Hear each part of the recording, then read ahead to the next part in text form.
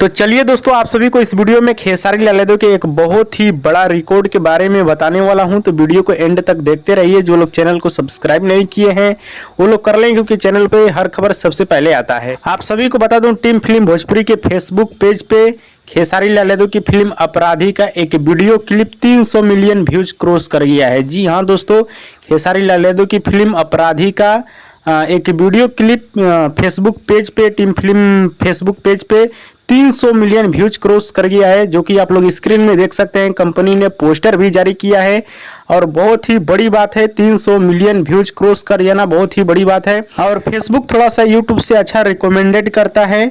आप लोगों ने देखा होगा कि कोई भी वीडियो ज़्यादा वायरल होता है फेसबुक पे।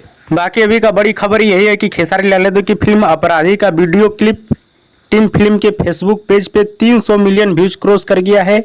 इसके बारे में आप सभी का क्या कहना है नीचे कमेंट बॉक्स में जरूर बताइएगा। वीडियो पसंद है तो लाइक करें, कमेंट करें, शेयर करें, सब्सक्राइब करें। धन्यवाद।